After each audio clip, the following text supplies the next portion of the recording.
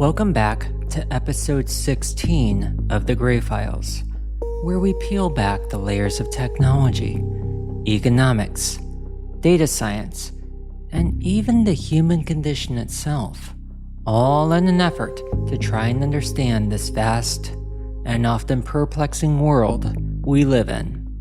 I'm your host, Erica Barker, and tonight we're continuing our three-part series on the attention wars by diving into something that will challenge how you think about your own mind.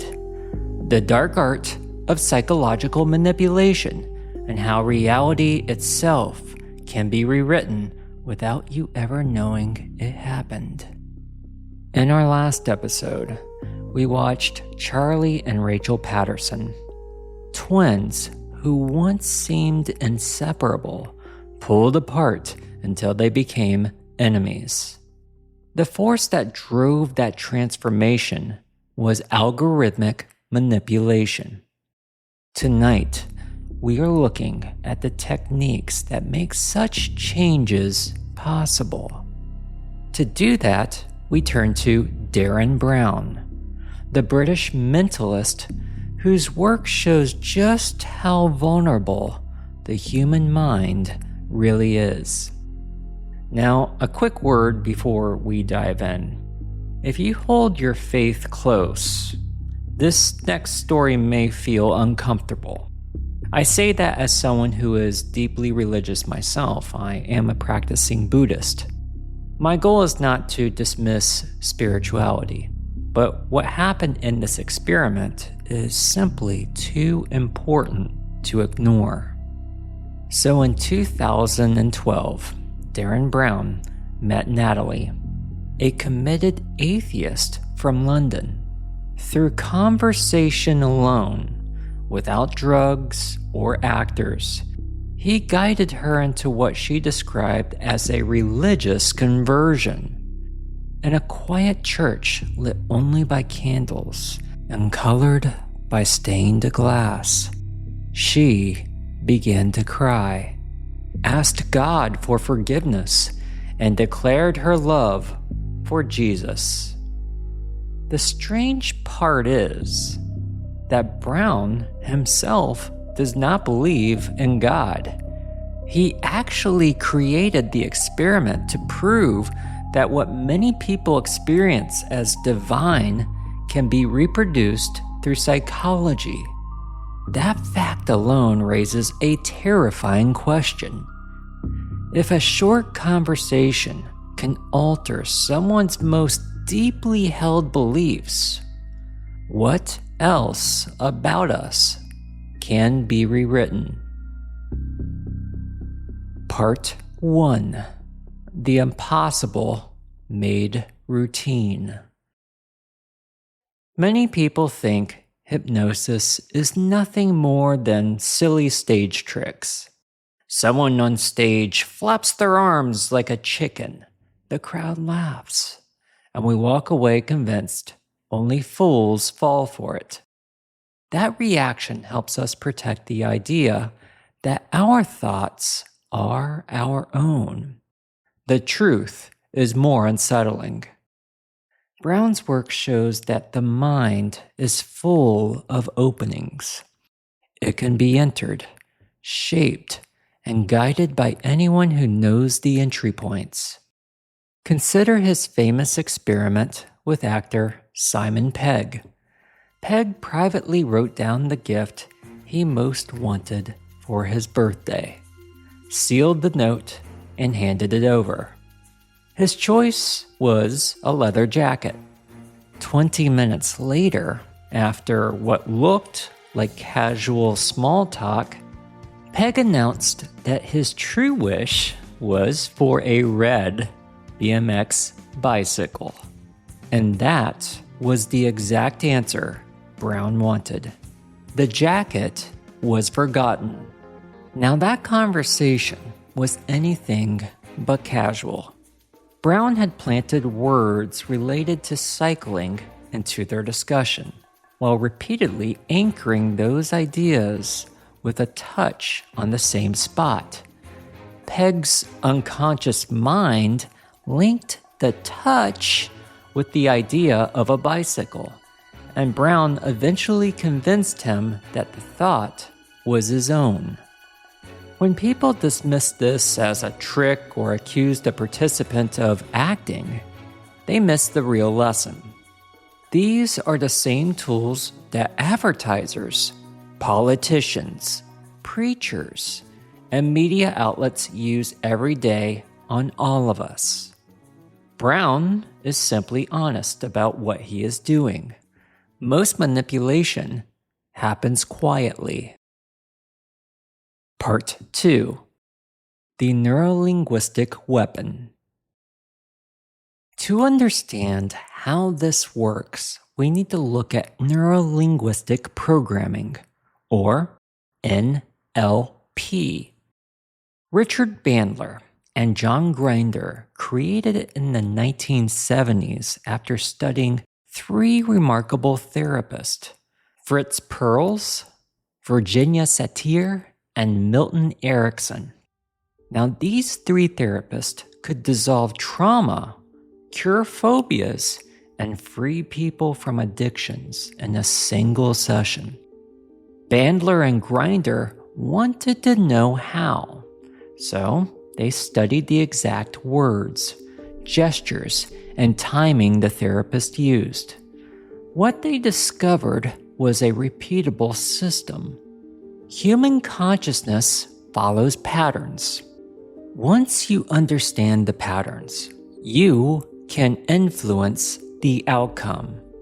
Practitioners of NLP learn how to read subtle cues, like how eye movements reveal whether a person is remembering or imagining. Changes in breathing and posture reveal shifts in mental state. By mirroring those patterns, the practitioner creates rapport, then slowly leads the person toward a new state of mind. Language becomes the most powerful tool. Certain phrases slip past conscious thought and reach the unconscious directly. Others confuse the mind long enough to lower its guard. Emotional triggers can be set in place and activated later with a single word or gesture. These methods have been tested thousands of times. They do not require belief. They work whether or not the subject notices what is happening. So, as you can imagine, Darren Brown is controversial even among skeptics. He spends his career exposing fraudulent psychics, yet he also demonstrates that suggestion can create experiences so powerful they feel supernatural. And that brings us back to Charlie and Rachel. Now, if Brown can rewrite an atheist faith in an evening and convince Simon Pegg to forget his own birthday wish, imagine what algorithms armed with billions of data points about us are able to do. Part 3. The Architecture of Conversion.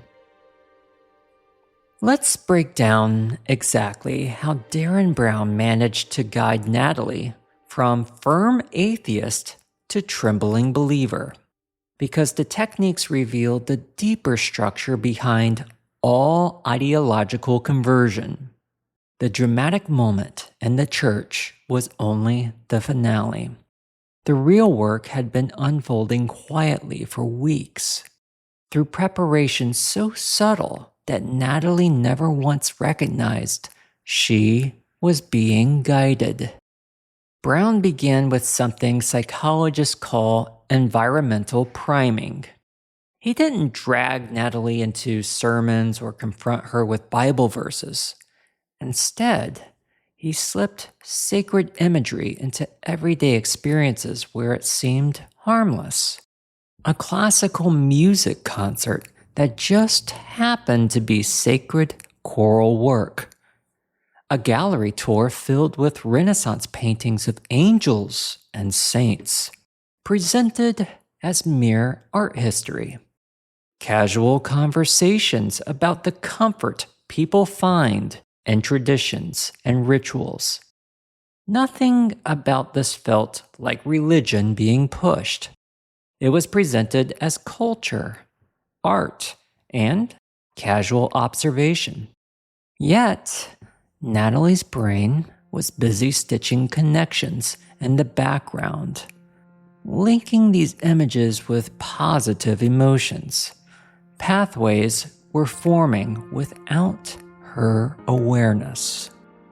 Once her mind was softened by this gentle exposure, Brown moved into emotional preparation. He used conversations that seemed casual, but every word had direction. He asked about childhood memories, regrets, and her hunger for deeper meaning. Slowly, he led her into feelings that often accompany religious awakening: sorrow for past mistakes, the ache for forgiveness, the longing to belong to something larger than herself. Every time Natalie expressed those emotions, Brown reinforced them. His tone of voice, his posture, even a simple look of empathy, all of it worked to deepen her experience. And it is here where he layered in his most important tool: anchoring. Each time Natalie voiced spiritual yearning, he paired it with a specific sensory cue. Maybe a gentle touch on the shoulder, maybe a shift in vocal tone. Her unconscious mind began to tie these emotions to those cues. He was laying down psychological tripwires he could trigger later. By the time Brown brought her into the church, the stage was set.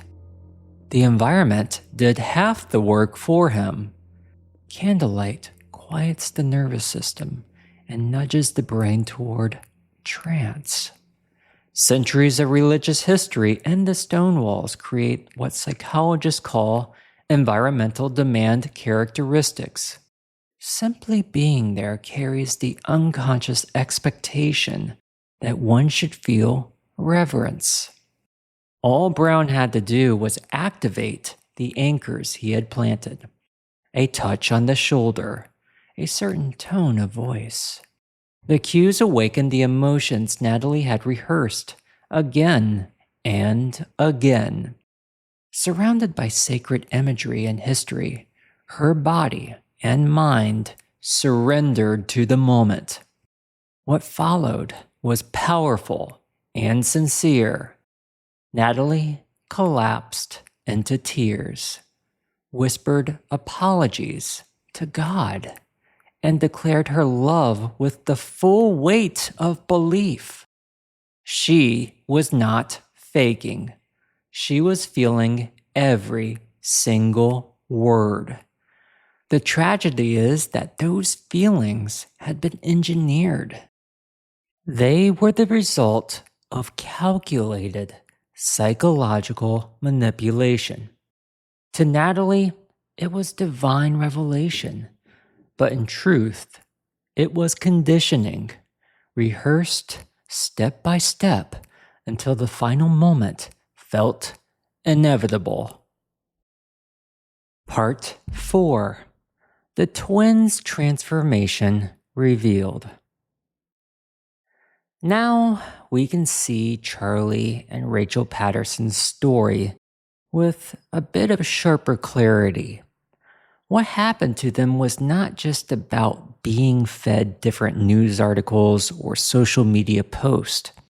The algorithms guiding their feeds were quietly deploying the same psychological techniques Darren Brown uses in his experiments. Only this time the manipulation was automated and applied at scale to millions of people at once. Charlie's gradual drift into conservatism followed a textbook path of ideological programming. The first step was environmental priming. Algorithms increased his exposure to conservative language and ideas, slipping them into places that felt harmless and unrelated to politics. A farming video that casually mentioned government regulations. A local news story where conservative voices framed the debate. Posts from friends repeating familiar conservative talking points. None of these, of course, raised alarms. It simply became background noise. And that background noise trained Charlie's brain to connect conservative ideas with feelings of comfort, problem solving, and belonging. The more he saw, the more natural it felt. Then came emotional preparation. The system learned what stirred him: economic worries, resentment over unfairness, fear of cultural change, longing for stability. Once those feelings surfaced, his feed answered with conservative explanations and solutions. Every flare of anxiety or confusion was met with a video or post promising clarity through conservative frames. His unconscious mind built the association step by step, linking conservative ideology with relief. Rachel experienced the same process, only mirrored in the opposite direction. Her frustrations were tethered to villains on the conservative side. Her values were reinforced through progressive activism and liberal narratives that offered meaning and purpose. Her emotions were guided to reach for comfort through liberal solutions. Both twins were walking through parallel versions of the same psychological maze: environmental priming, emotional preparation, anchoring, techniques identical to those used in religious conversion, cult recruitment, and even therapeutic intervention. The crucial twist was that this time, there was no individual guide. The orchestrator was an algorithm, learning their weaknesses and feeding them content designed to reshape their beliefs. That is why their transformations felt so authentic, just like Natalie's moment in the church. Charlie and Rachel's political conversions were real to them. They weren't acting. Their new convictions felt self-directed, yet those convictions were cultivated through carefully designed environmental conditioning. Part 5. The hypnosis you don't recognize. The most important insight we can pull from Darren Brown's work is that hypnosis is nothing like the cliche image we've been sold. Pop culture has trained us to picture hypnosis as someone swinging a pocket watch in front of your face, or cartoon spirals spinning in your eyes while a magician orders you to fall asleep. Those theatrics can be one version of hypnosis, but they are not the essence of it. Real hypnosis is simply focused attention paired with heightened suggestibility. Sometimes this is done through a formal induction, but it also happens naturally in everyday life.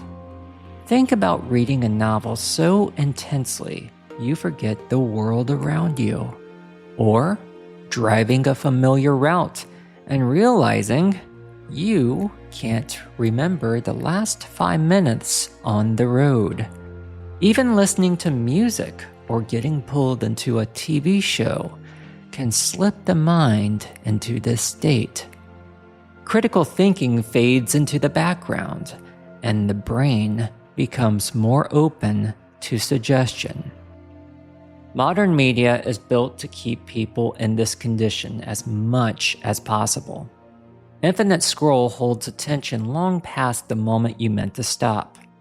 Autoplay keeps feeding you videos without asking for a decision. Personalized feeds wrap you in content that matches your worldview so tightly that it feels natural.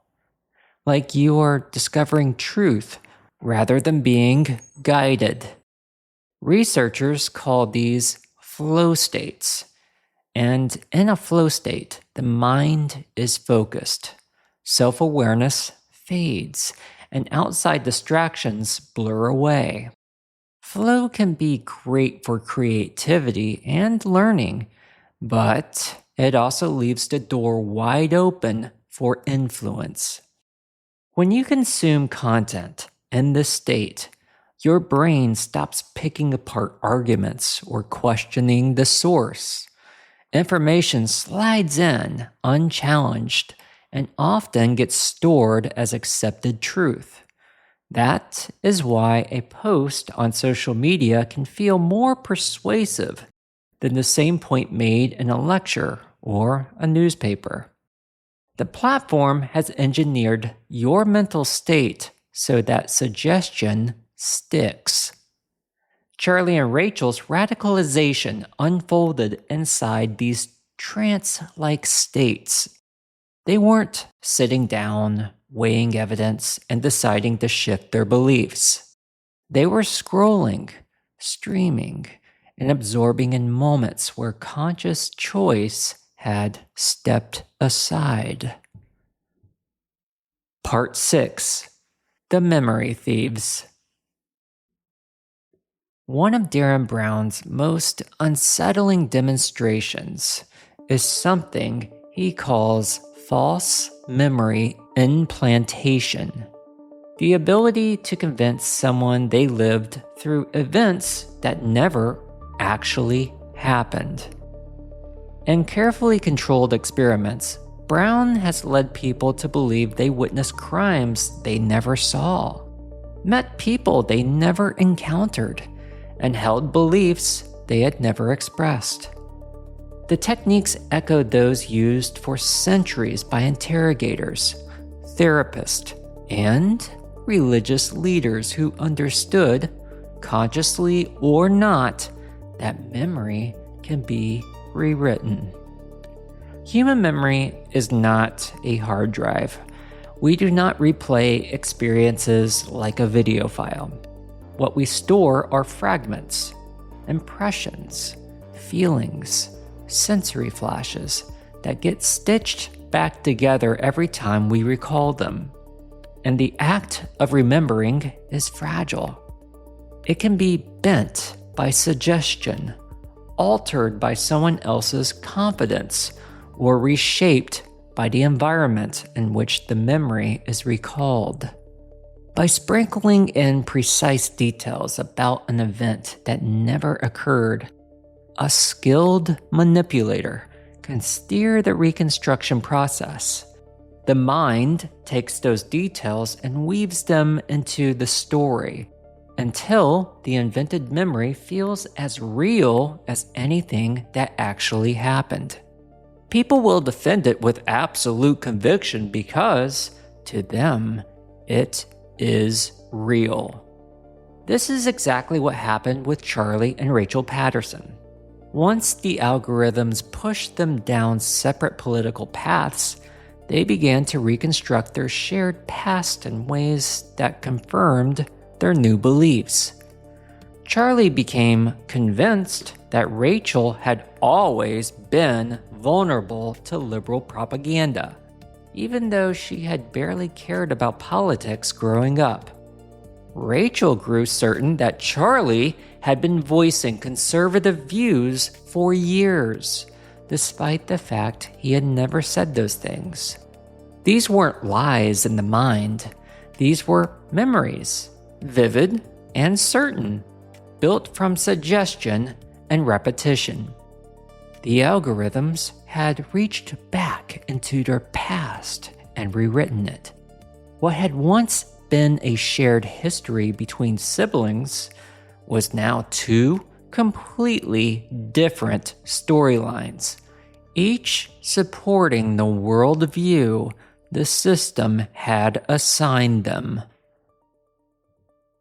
Part 7. The Industrial Scale of Mind Control. When you understand how psychological manipulation works on one person, the bigger picture comes into focus.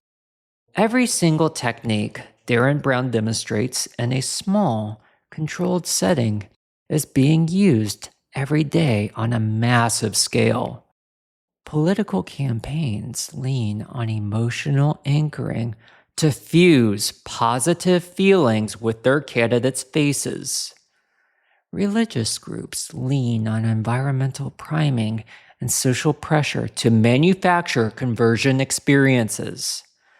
Corporations pour billions into advertising that slips past rational defenses and speaks straight to unconscious desire.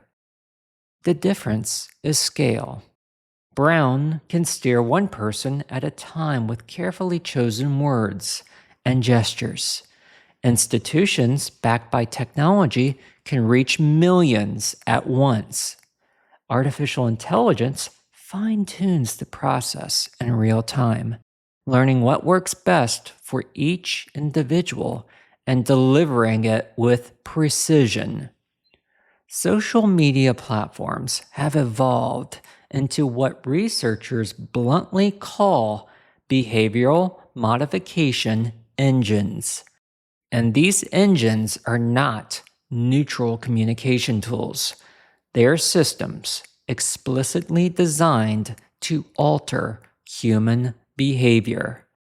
Behind the curtain are teams of neuroscientists, behavioral economists, and data scientists mapping out the soft spots in human psychology and building features to exploit them. The platforms often know more about people than those people know about themselves. For instance, shopping habits can reveal political leanings. Search histories can expose emotional wounds. Even the structure of your friend network can allow algorithms to predict when your views might shift. And prediction is only part of it. Something to remember is that these systems don't just forecast behavior. They actually intervene. Someone vulnerable to anxiety-based messaging will be nudged toward content that heightens that anxiety, followed by targeted ads or political posts that promise relief. Someone showing signs of loneliness will see communities suggested to them, often tied to ideological movements or products that provide the feeling of belonging. The outcome is mass manipulation, packaged as personalization.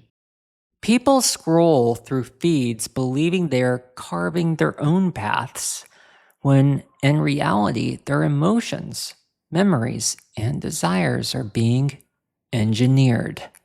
It feels like self-discovery, but the experience has been designed for them. Part 8. The Weaponization of Empathy.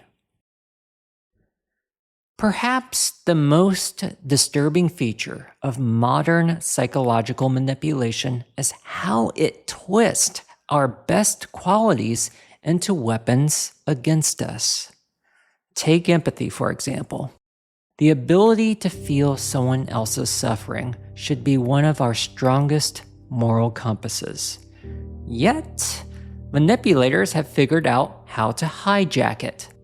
They craft artificial emotional experiences that make us feel compelled to act. even when the stories are exaggerated or completely invented. Political fundraising emails lean on vivid, heart-wrenching stories that may or may not be true, pulling at compassion until a donation feels like the only option. Charities splash images of starving children or abused animals across screens, bypassing any rational evaluation of whether the organization is effective. Social movements write narratives of injustice that may simplify or distort reality, but the emotional surge they spark is enough to cement loyalty. The reason this works is simple. Human empathy evolved in small tribal groups where emotional displays usually reflected genuine need. If someone in your circle cried, it meant something. Our brains are not wired to process mass-scale emotional appeals delivered by professional storytellers, marketers, or algorithms designed for maximum impact. This was exactly how the algorithmic manipulation of Charlie and Rachel unfolded. Charlie was shown stories of struggling rural families crushed by regulations, farmers going bankrupt under environmental policies, and towns abandoned by coastal elites. His real compassion was activated and then tied to conservative political solutions. Rachel's feed leaned on the same mechanics. Stories of minorities facing discrimination, women held back by structural oppression, and vulnerable groups threatened by conservative power pulled at her empathy and anchored it to progressive activism. Both twins were guided by their highest intentions, the impulse to help and to fight for justice. The tragedy is that the algorithms had learned how to trigger those impulses on command, redirecting genuine compassion into manufactured conflicts that served outside interest. Part 9. The Reality Hackers. The true aim of psychological manipulation goes beyond nudging people towards certain beliefs or behaviors. The deeper goal is to reshape a person's relationship with reality itself. Beliefs and actions sit on the surface, but beneath them lie the frameworks we use to decide what is real, which voices deserve trust, and what kind of evidence counts as proof. Master manipulators know that if they can tamper with those frameworks, they no longer need to argue about individual issues. Once reality testing itself is compromised, the target will keep generating false beliefs and poor decisions on their own, with little need for outside guidance. This is what makes cult deprogramming so difficult, and political depolarization feel nearly impossible. The obstacle isn't a list of incorrect facts that can be fixed with better information. The obstacle is the collapse of the mental systems that distinguish truth from lies. That is what happened to Charlie and Rachel Patterson. Their divergence wasn't simply a matter of different political opinions. Each developed a new way of filtering reality. Charlie began trusting sources that confirmed conservative narratives while brushing off anything that contradicted them. Rachel came to trust liberal sources and rejected conservative voices as illegitimate. Researchers describe this state as epistemological closure. When it takes hold, contradictory evidence is not just disagreed with. It is dismissed before it can even be considered. The mind protects its new framework automatically. The algorithms guiding the twins had achieved something far more profound than a shift in political alignment.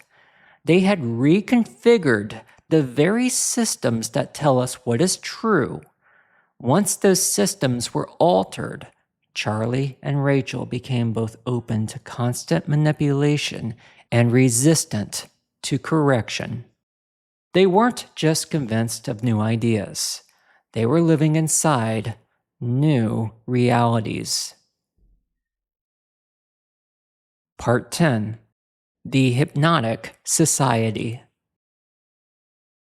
As part 2 of our journey on algorithmic manipulation comes to a close, we have to sit with an uncomfortable possibility.